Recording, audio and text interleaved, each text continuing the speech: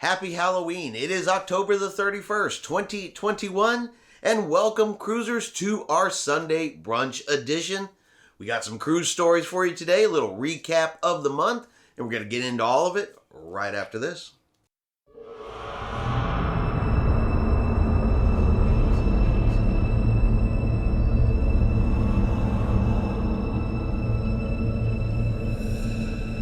Chris here with High Seas Cruising, and welcome to today's video. And of course, today is Halloween, October the 31st, last day of the month. 2021 is almost over, almost in the books, 2 more months to go.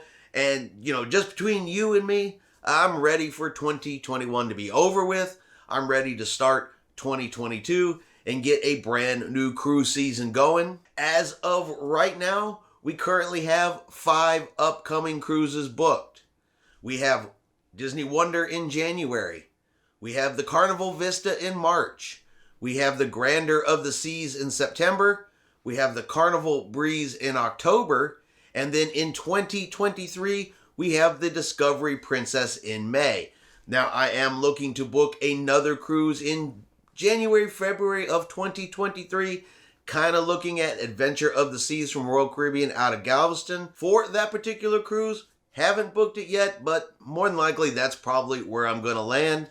So hopefully here in the next couple of days we will have 6 cruises booked. And honestly, that's probably my biggest reason for wanting 2022 to get here as soon as possible, because I am ready to get back out there and cruise. Because as of today, we have 70 days till our next cruise. And that's not really a long amount of time. That's not a whole lot of time to wait, but wow, I always feel like the closer you get to a cruise, the slower that time does seem to go. But hopefully being a couple of holiday months coming up here, it'll go by pretty quickly for us. But let's jump right in and talk about some of the stuff that has happened here in the month of October. One of the biggest stories, I think, from October is now the fact that cruise lines are accepting mixed vaccines.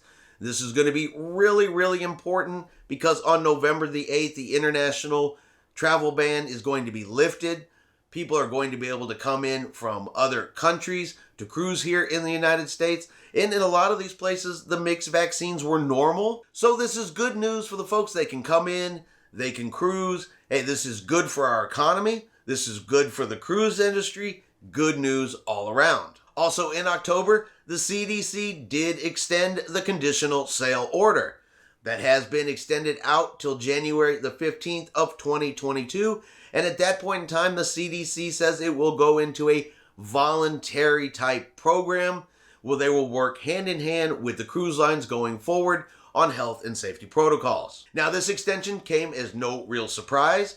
Expected the CDC would extend it, and in the grand scheme of cruising, it really has not changed anything. Cruise lines were already going to continue on with health and safety protocols. So the CDC putting this extension in, I said, it really just hasn't changed anything in the cruising industry whatsoever, other than the CDC currently staying involved just like they have. And the other big story of the month was that the Bahamas have extended their fully vaccination requirement for cruise passengers who are eligible arriving to any of the Bahama Islands. And again, this simply goes along with what the cruise lines are already currently doing. They're already requiring vaccines for all those that are eligible to receive them.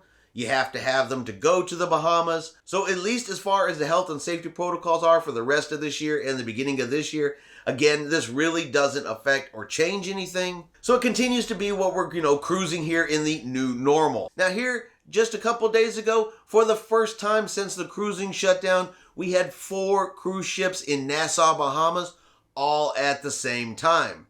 We had the Celebrity Apex, we had the Disney Magic, we had the Allure of the Seas, and we had the Carnival Mardi Gras, all there at the same time, bringing in approximately 9,100 cruising passengers. And of course, the cruise port was happy to have them there. It brings a huge boost to their local economy, one that is really highly dependent on tourism, cruise ships coming in, and the money that cruise passengers spend there. So of course, they're super excited to have 4 cruise ships in there at the same time, and naturally are looking forward to having more cruise ships come out there in the future. I do know they are doing some work on the Nassau Cruise Port, doing some much needed improvements down there. If you've ever sailed to Nassau, you know that cruise port does need a little work, does need a little love, can definitely use some expansion out there. So I'm looking forward to checking that out once they get all that done as well. And passengers on the Carnival Mardi Gras this last week have set a new record. So there were approximately 4,300 people on board the Carnival Mardi Gras for its sailing last week. They participated in Carnival's Groove for St. Jude, which is a program they do on every single sailing where you donate to the St. Jude Children's Hospital. And on the Carnival Mardi Gras, they did raise $21,000 in just one cruise. And that, of course, is a new record for Carnival Cruise Lines. So congratulations to the Carnival Mardi Gras. An awesome job from the cruise passengers on that sailing. I am a big believer in the St. Jude Children's Hospital. Always participate in the Groove for St. Jude.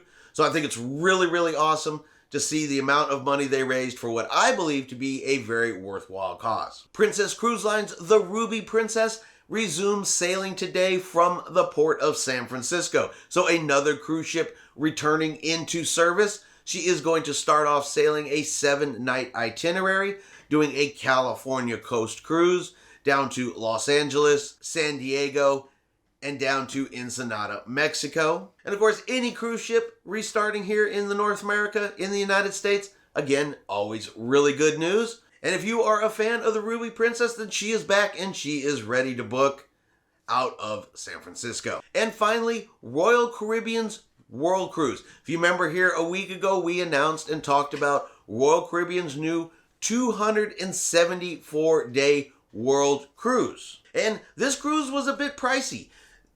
Just for a standard cabin, you were looking in the $70,000 range per person to book this cruise. And a question we asked was, how fast do you think this cruise is going to book? Do you think it's going to sell out real quickly? We'd seen other world cruises book within 24 hours. Well, we at least have a partial answer to that question.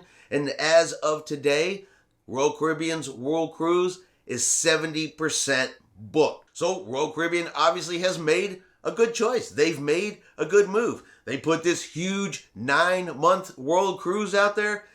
It's already 70% booked up. So there are definitely people who wanted to spend 9 months at sea. And that is the cruise news. That's everything we've got here for the end of October. Overall, it has been a fairly quiet month for the cruise news. What cruise news we have had has been good cruise news. We haven't had any major issues. We haven't had any major problems. And of course, this is a good thing. We want the restart of cruising to continue smooth, steady, keep the ships coming, get them back into service, get the cruise ports back open so we can get back out there and enjoy our cruising vacations, which is where I'm sure all of us would rather be other than sitting here at the house. But one final question before I go.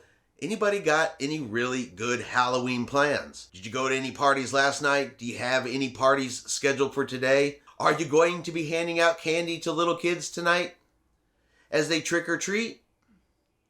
Or are you the flick off the porch light and pretend you're not home kind of person? For us, we live so far out in the country, we don't get trick-or-treaters. So it really doesn't matter for us either way. Even if we left the light on and had some candy, there's nobody out here to knock on the door to get it anyway. But I'm curious to know what everybody else is doing for Halloween. Leave your answer in the comments below. All right, I hope you have enjoyed today's Sunday brunch edition of the Cruise News. If you have, do me a favor, let's give it a thumbs up. Have yourselves a great day, and we will see you out on the high seas.